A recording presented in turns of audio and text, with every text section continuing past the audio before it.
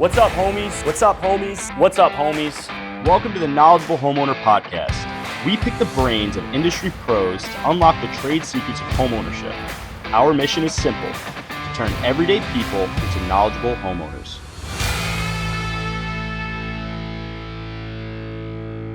What's up, homies? Welcome back to the Knowledgeable Homeowner Podcast. I'm Surdy Joe, and today I'm interviewing PJ McKenna, owner of the Deck Guy, deck specialist, deck extraordinaire. That's it. Thanks, Joe. Thank you for having me. Welcome to the barn.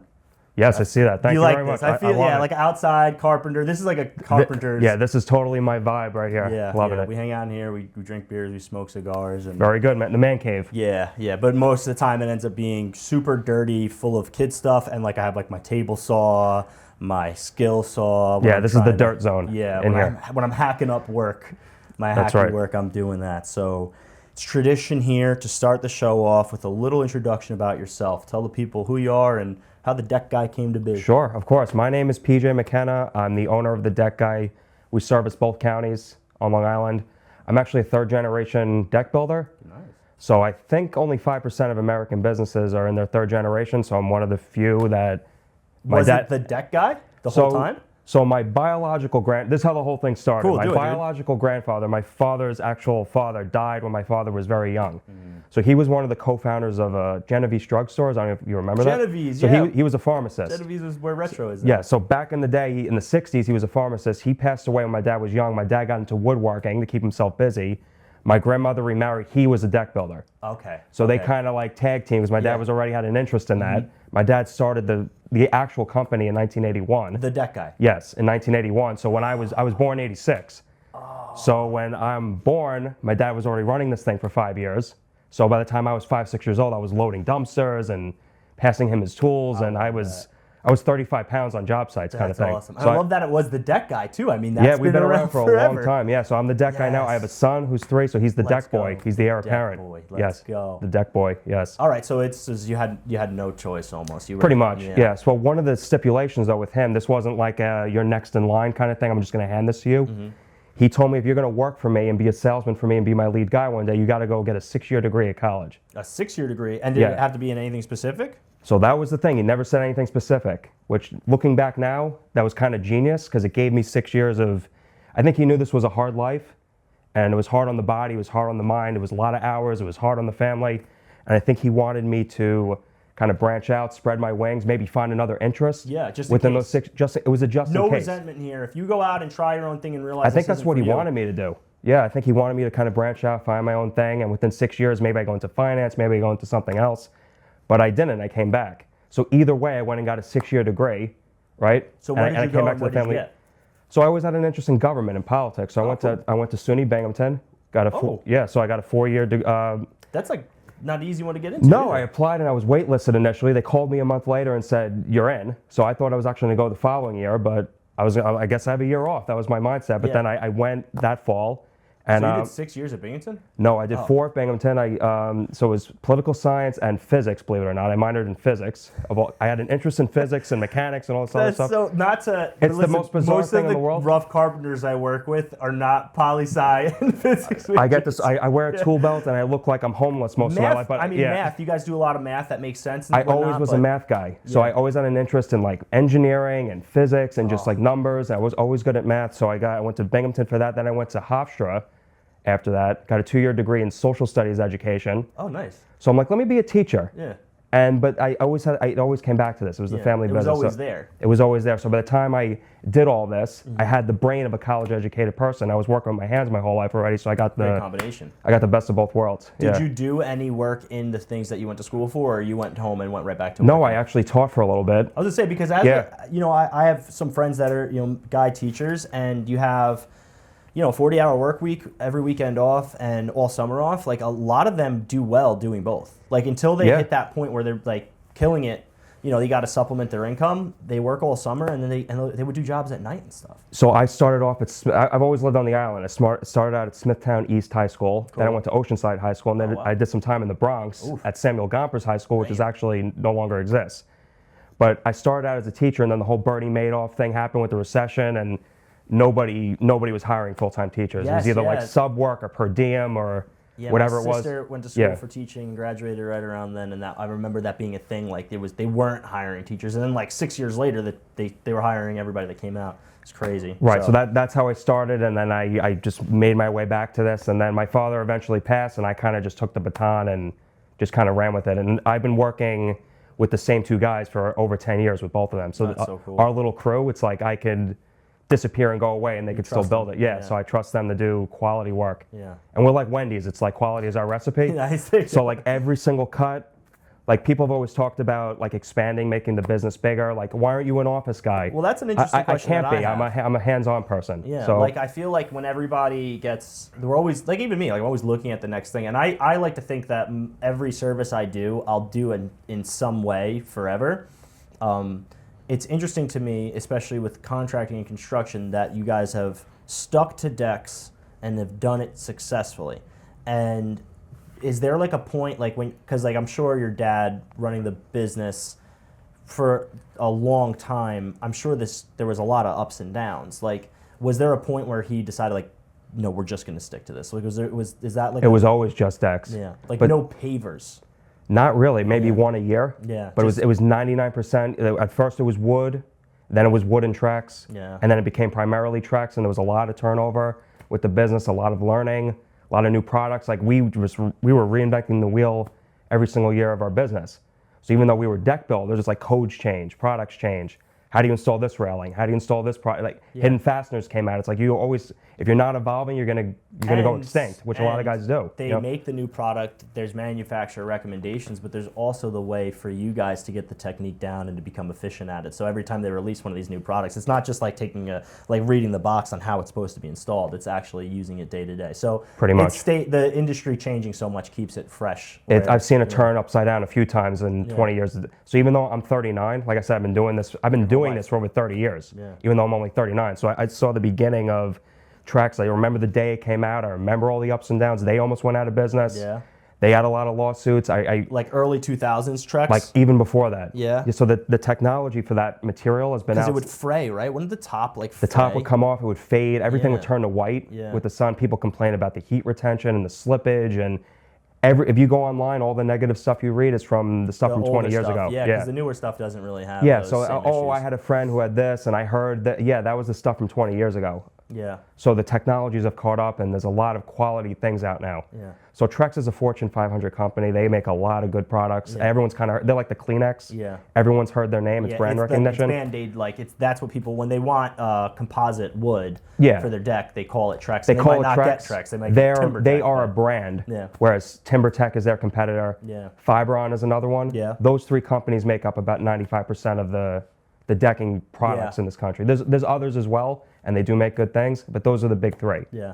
So we sell them primarily those three. All right. So since you brought it up, and this podcast came to life because I put a Q&A out there, and I said, "What do you guys want to learn about?" And one of my past clients and a family friend was like, "What are the differences between going with wood and going with Trex?" So if the homeowner was deciding on building a new deck, like what would make them go for wood? What would make them go for Trex?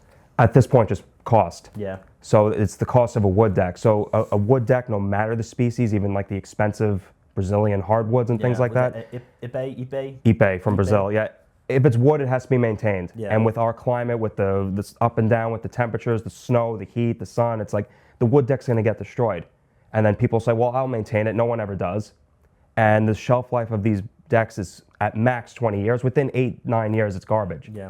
So they'll pay for the deck, and then they'll have to redo it again in 8 years instead of just going up front for the Trex deck the first time. And there's products from Trex that are comparable in price to the wood. So are you very composite biased? Not composite. You push it because of your experience and the longevity of it. I wouldn't say I push it. I listen to the homeowner's needs. Okay. So let's just say it's an elderly person and they're on a very strict thing. I'm not going to push something they don't need. If they're flipping a house, there's certain places where the wood will always have its place. Okay. But if it's a young family, if the kids are in the school system, if it's kind of like they're the forever live there home, for 20 years. They're going to be there for, listen, I'm going to be here till my kids are in college and beyond. If it's a 15, 20-year thing, you're going to have to redo your deck within that time. So why pay for it twice when you can go with a product that is going to last, and they offer things at different price points? Just listen, If you don't have a giant German Shepherd, it's not going to scratch this thing up. Go with a mid-grade thing, pick a nice rail, you're set for life. Okay. So it really, every family's a little bit different. Like if I knock on the door and I hear a giant dog barking, you have to go with a more durable thing or the dog's going to scratch it up. Yeah. And I tell this to people. So the difference in But quality. they're going to scratch wood anyway too. So they're scratch resistant. So Wood? Not wood. Yeah, say wood scratches. Oh yeah, everything scratches. Yeah, so there's no scratch warranty on any if they have a big dog, anything that you put as a deck plank is going to scratch. I tell someone if you want to scratch this thing, you will. Yeah. But there's a fade warranty on the products. There's a stain warranty, but there's no scratch warranty. So part of the difference in the cost is the durability of the scratching. Yeah. So it's the aesthetic. So you'll notice that the lines of tracks, let's just say there's 4 of them. As you pay a little bit more, it gets a little bit nicer looking. The graining on it's a little bit nicer. The coloring, it just looks a little bit more natural. And then the quality of the board goes up too. All right, so pretty simply put, if their only care was to keep cost low, then a basic 5/4 wood deck plank is the way to go. That's the way to go. If they're looking for longevity, then they should, if it's actually a better investment when we're looking at doing 2 decks in 20 years versus doing 1, we should spend a little more money now and look at the composite wood options. It's that, and it's also the lack of upkeep with a composite. I mean, life is very busy, and if someone's going to stain their deck, it could take them multiple weekends throughout. I mean, who has the time for that? Yeah, and honestly, our generation is paying for maintenance more than ever before. We're paying people to do it. So if you want to pay a painter or a carpenter to restain your deck, probably every 3 to 5 years. Yeah, and let's just say someone... Like the stains don't last that long. No, especially like a solid stain, like Benjamin Moore and all these companies now, they don't even warranty exterior products with that because it just peels off. They can't. The deck over. The deck over, yeah. So like that's blanket statement, and that's not good deck over. No, there's lawsuits with this stuff. Yeah, deck over is, and people are still putting it down. Like I see, like he's talking about flippers. Deck over is almost like just like a paint that just goes over everything. It doesn't even absorb. It's not even like a semi-transparent stain. It doesn't even absorb into the wood. It's only on top. It's like a lacquer almost. The science to staining and painting wood is very interesting, and people don't understand that. You can't just put any color on a piece of wood. Most of the time, you're either staining or doing a semi-transparent stain, which looks solid like paint, but it's actually not even paint. It's only on the top. It's actually just like it's almost like wallpaper on top of the deck. You can actually just peel it off and you see the natural piece of wood. Yeah, it's really not meant for the outdoors. So with wood, you're going to get lower initial cost, but we're going to have to maintain it. So if somebody was building a house to sell it and they just wanted to get it done, all right, I understand that we're going to do wood there. But like a lot of my audience is first-time home buyers or young families. If they're looking at building a deck and they don't want to touch it again for 20 years, let's look at those composite wood options. So you talk about maintenance on a wood deck. Is there any real maintenance to the composite wood? Just the occasional hosing. That's it. So you don't even need to power wash it. You just need to. They actually recommend that you don't. Put your thumb over the hose. Put your thumb over the hose and do it. So there's UV protectors in the materials to prevent it from fading. If you power wash it, you might ruin that. That makes sense. So in very fine print on the brochure that they give you, it says don't power wash this thing. So you just, if it gets dirty, you just hose it off like you would your car. That's it. So I have here's a free plug for Trex. Sure. I don't know what brand I use, but the deck out there. That's TimberTech. That's TimberTech. There you go. Yeah, I see it all. Yeah, I did it like 10 years ago. Yeah. But I have chickens behind this garage is chickens. Is that what that noise was? Yeah. Okay. Yeah. They fly over. Okay. And these guys have chased them around the yard. They fly over, and I have one whose name is actually Pecker, because Pecker sits at the back door and pecks at the back door, but he's sitting on my deck. So he sits there and chickens poop on everything. He's pooping all over the deck.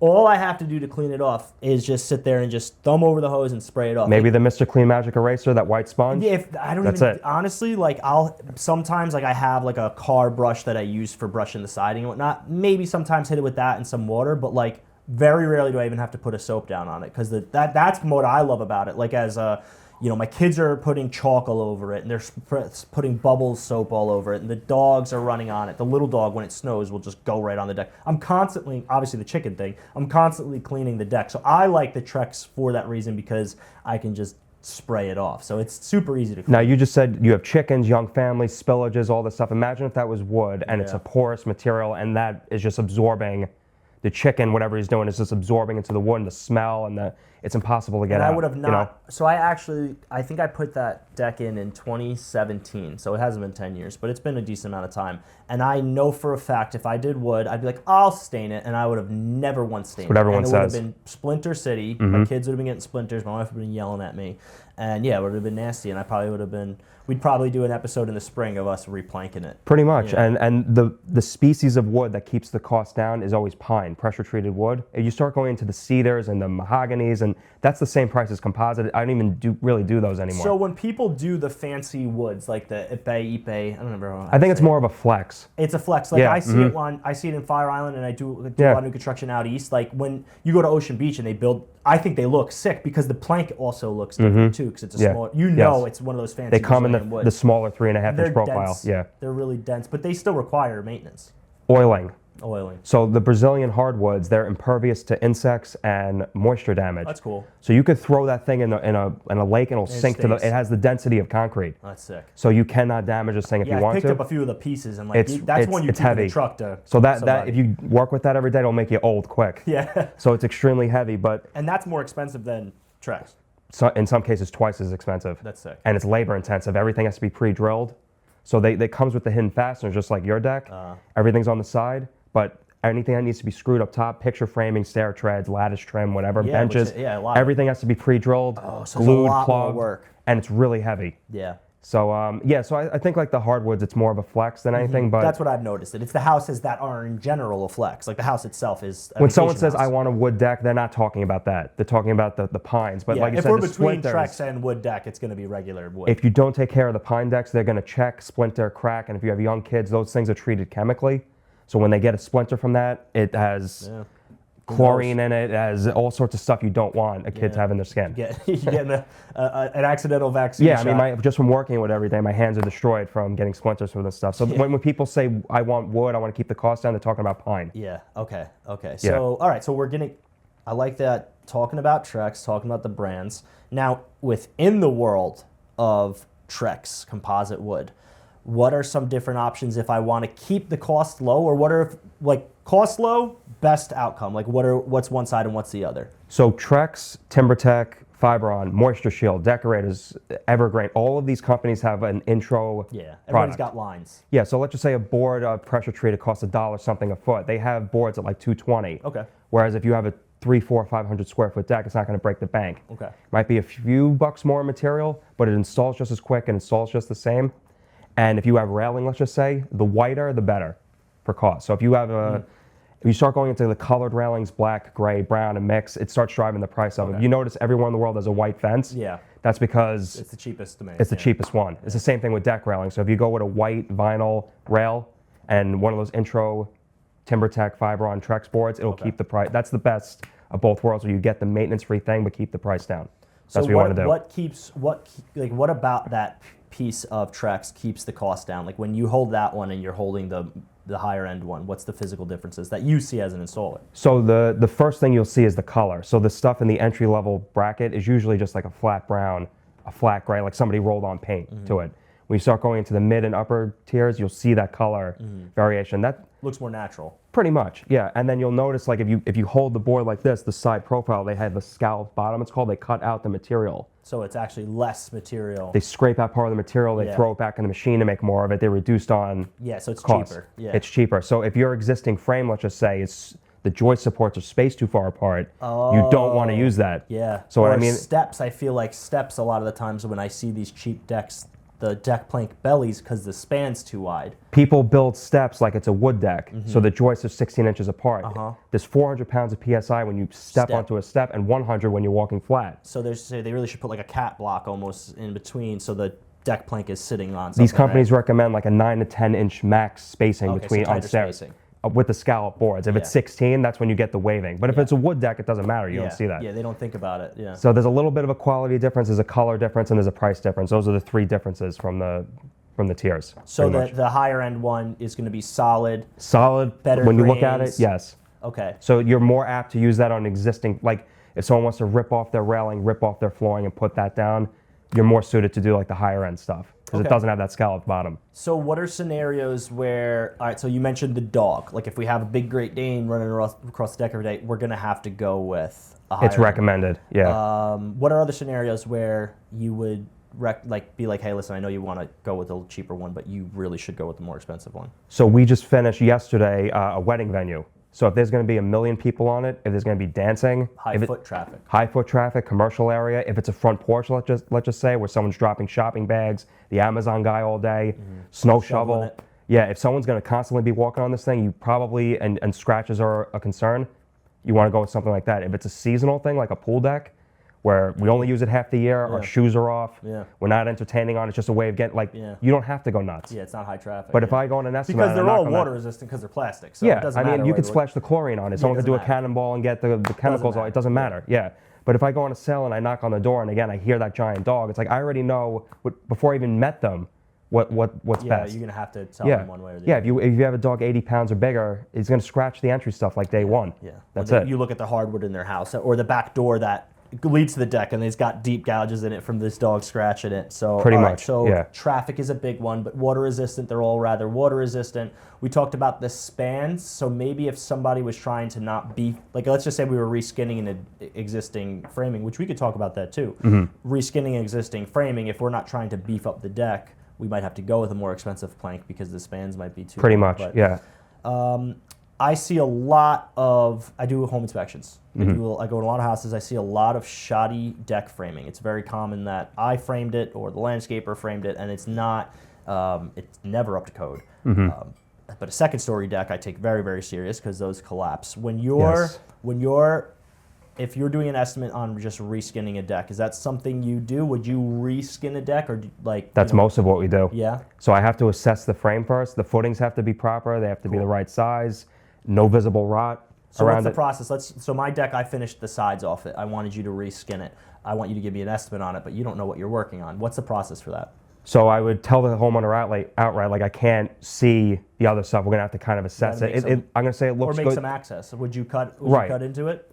I wouldn't cut into it. If I gave you permission, you would. I probably would just open up the side so we could see it because I'm replacing the deck anyway. But you got to get your eyes on the frame. Yeah. So more often than not, it's 90% good, I would say, and then we just maybe a footing here, maybe a joist there.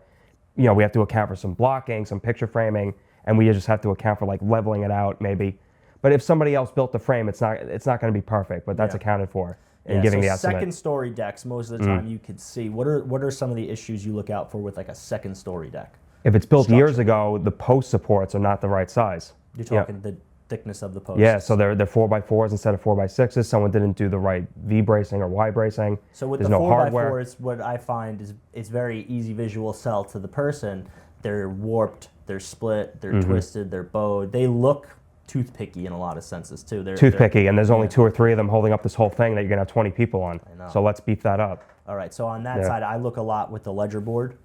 I see a lot of ledger boards, fastened right to the exterior wall, over the siding, nailed. No good. Yeah, no good, right? That's decking 101. Yeah, so if you didn't do that right, you have no clue what you're doing. So do you default to one style of framing versus the other? Are you okay with ledger board attaching to the house, or do you default to doing a second girder to hold where the platform meets the house? The need for the second girder is if there's a cantilever on the house. Okay. So that ledger board you're talking about, you actually cannot attach the balloon wall of the house because you're just lagging to plywood and air, pretty much, because it's just the joists overhanging the rim. But if it's an actual flush wall, you can. So if I'm looking at my high ranch, it's very common with high ranches, and I go in my backyard and I have an old second story deck, and when I'm standing on the first floor, I see my door, and then I look up and I see a 16-inch ceiling, because for the homeowner who doesn't understand, the soffit is extended out. You can't and then my attach deck's to that. Attached to that You ledger can't attach board. to that. I should, if I have that and I know I want to upgrade my deck, I should expect the need to add another beam where the deck meets the house. It's not only the expectation, it's the code for that at this point. But the issue with that is that, like you said, your door is right there, and it's also an entertaining space. So people are like, they really don't want it because they're putting the table there and it blocks their view of the windows and the doors, and they really don't want those extra poles there.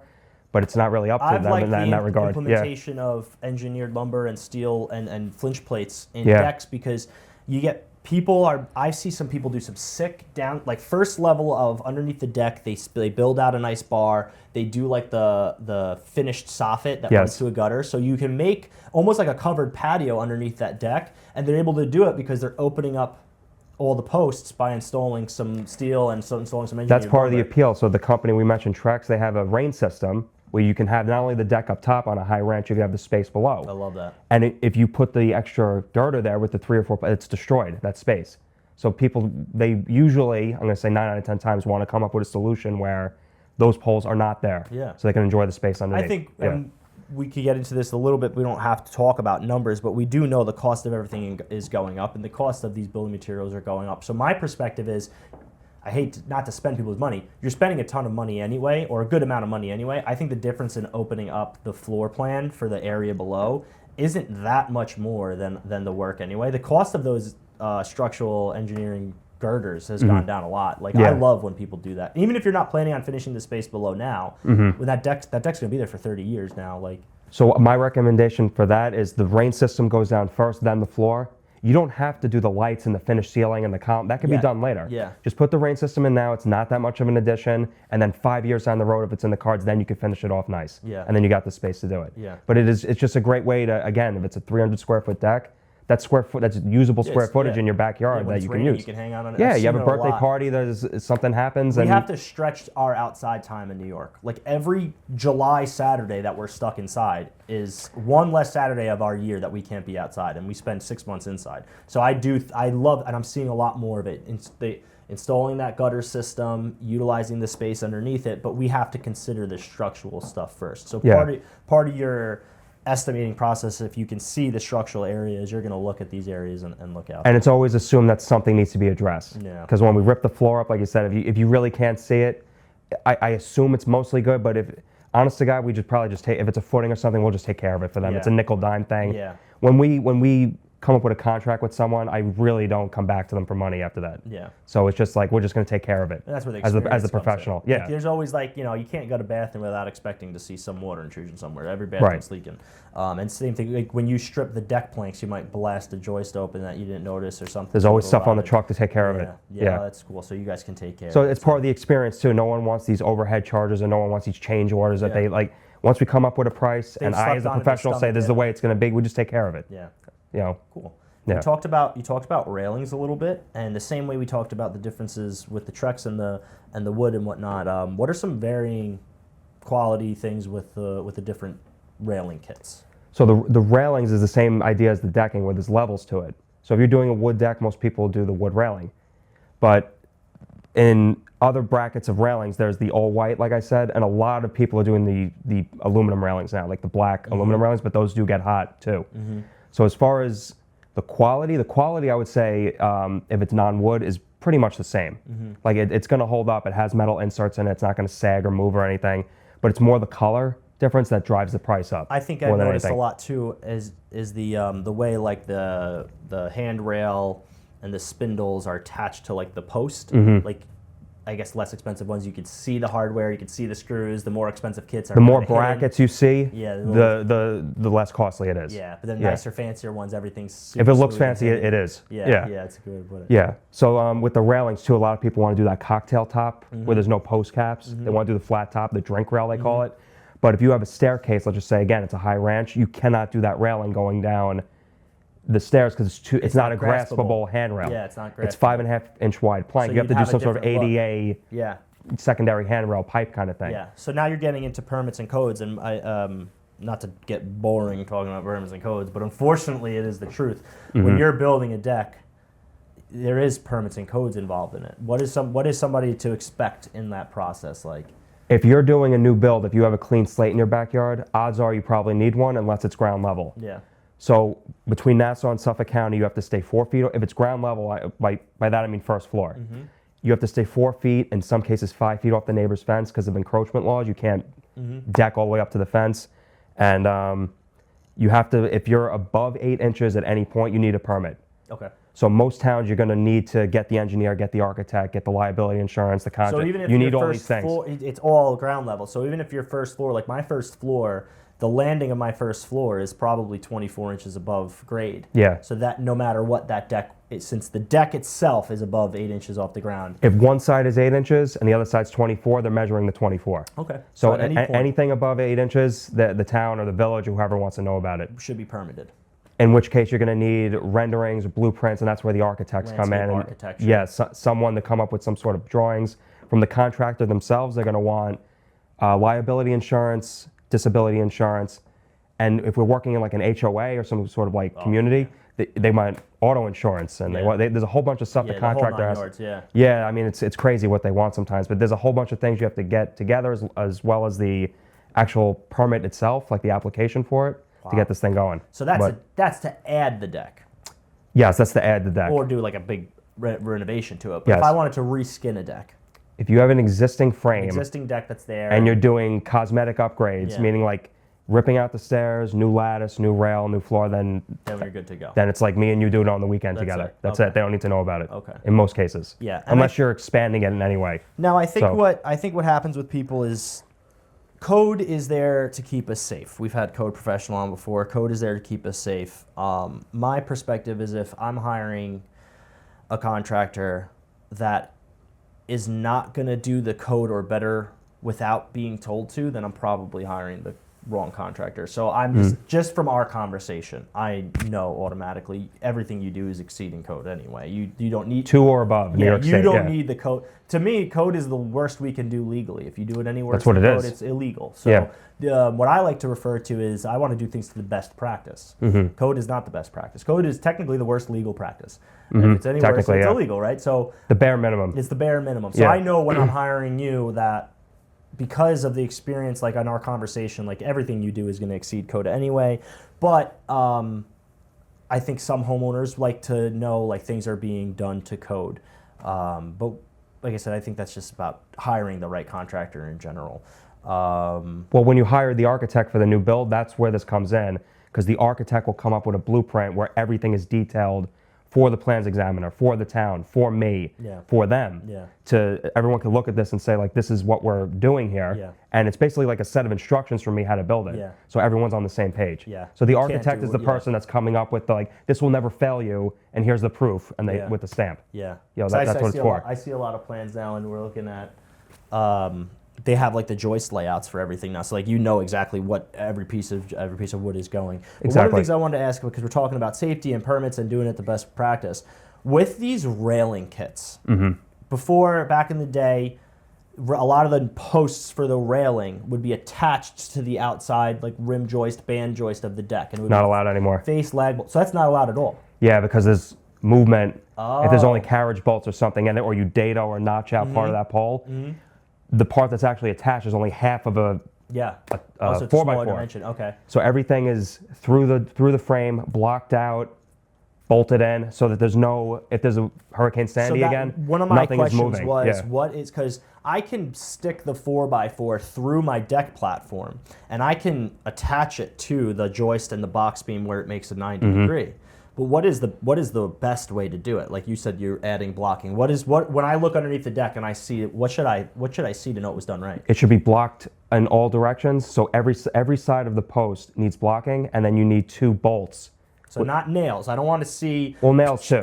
I want to actually see. You have to see. You have to see the bolts. Or the they have the tip ones now. They're not always. You hold the washer, you screw it through, and it kind of just like tight. It's like the new carriage bolt, pretty much, but it installs like 5 times faster. But you need 2 of those on each post. Okay. That ensures that the thing will stay level, won't rack, and won't rip out. So if I'm a homeowner and I'm looking to make sure that my deck guy installed it properly, if I look underneath and I see just the 4x4 and the existing joist and the existing band joist making a 90, and the 2 sides of the 4x4 are exposed, then they did not do that. Pretty much, practice. So we want to expose all faces. Yeah, pretty much. We want to close in all faces. We don't want to That's see it. exposed. So that the 4xs don't go anywhere, the railing doesn't fall off, nobody gets hurt. Correct me if I'm wrong. You were talking about like those black railings. Aren't the black railings? I thought I've seen them with thinner diameter or thinner posts.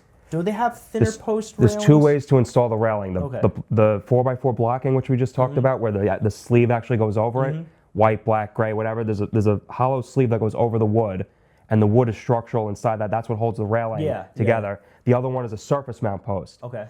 So where you're putting the rail post, you put some type of 6x6 block underneath it, which is lagged in, and then you put the deck board and then the post on top. So if I'm inspecting a house, or if a homeowner's looking to buy a house, and we see that was at a fancy black rail, metal railing, right? And it has a thinner post that looks like it's just screwed to the deck plank. It's a 2.5-inch post rather than a 4. I need to see underneath, and I need to see a 6x6 that guy is attached to. Yeah, I don't so want to see the lag bolts going through deck plank. you need there's usually 4 5-inch bolts to hold that thing down. Yeah. If you're going through a 2x6 on its side, you're only It's just catching going to go through. an inch and a half of material. It's Yeah. not holding anything. So the whole screw thread, like if I look underneath, even if they put a 2x6, if those screw thread is exposed, that's insufficient. Not good. Or that entire screw thread, how many inches are they? Well, they're ledger locks. They're 5-inch. So they're bolts. 5 inches. So yeah. so we need a 2x6. I understand. Yeah, we need a 6x6. Yeah, 6x6. Because it's going to be wider. You don't want to see any of the. You don't want to see any of the yeah. threads. So that's like a telltale sign. Because we see it, people do pretty work, but just because everything new is pretty doesn't mean they're installed right. And the purpose of the guardrail isn't just to look pretty. It's to prevent your drunk friend from falling over or a kid. That's what I tell people. Everyone's Yeah. got that one friend that's going to destroy their rail with one too many beers. You know. 100%. So He's that's gonna, it. He's going to lean on it and he's going to fall right there. That's what the rail's for. Yeah. For that one guy. I love that. I love that. So a lot of good stuff about safety. Is there any points that, like I said before, if you wanted every homeowner to know about your world or about homeownership or about Yeah, decks? so especially on Long Island, when people go to buy a house or they're looking to buy a house, what are they looking at first when they walk in? They're looking at the kitchen. How much work is it? Is it updated? Is it going to be a lot of work? Then they're looking at the bathrooms, right? And then they're probably looking at the outdoor space. How much work is going to put into this? Is it wood? So doing the deck right will not only add value to your home, but it's hours you don't have to put into it. Yeah. Pretty much. And there's nothing more expensive than cheap construction. Yeah. So just because you're going with the lowest bid for a guy doesn't mean you're not going to have to do it again 5-6 years later because it was done cheaply or 100%. improperly. Yeah, we think way too short term with stuff. And when I do it, like if we can, the differences in doing a 6-year job or a 20-year job, it's when you have everything open. It's not, the only difference is effort and cost. So it's like put a little more effort in, put a little more cost into it, and now that deck's gonna last you forever. To be honest with you, like I would say 90% of my industry at this point is some type of composite deck. Like I said, we still do wood decks, but it's an elderly person, it's someone that's selling the property right away. There's still room for it, but if you're gonna be living there, just bite the bullet and do it right. Yeah. And then you get your weekends back and it's gonna look great. Let's just say you sell the property. Most people live in a house for 7 years and they move on. Yeah. Let's just say it's 7-8 years later and you go to move. That deck's going to look day one, as opposed to that wood deck, which is going to look like a 7-year-old wood deck. It's not going to be a selling point for those people. Yeah.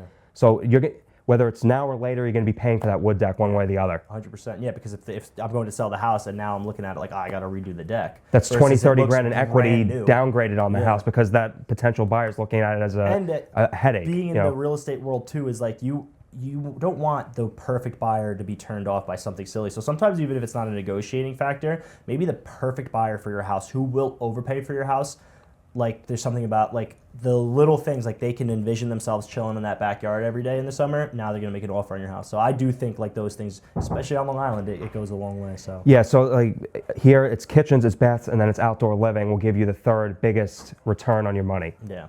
You may not, if you put a ton of money into the backyard, you may not get it back, but you'll at least break even on it. Whereas the wood deck, you're not going to. So All right, sweet, man. Yeah, we're running tight on time here, so All why don't good. you take a second and just tell the people where to find you, plug your Instagram, and we'll get going. The Deck Guy LI on Instagram. You could find us at www.deckguyli.com. We also have a YouTube page. Check us out. All right. Awesome. Thank you so much. Thank man. you, Joe. Appreciate Thank you all for the good having me. info, man. Yeah, it's very Pleasure warm in here having still, you which on. is nice. Yeah. Perfect, sir. All right. Thank you. Thank you so much for tuning in. Until next time, stay knowledgeable. Thank you, guys.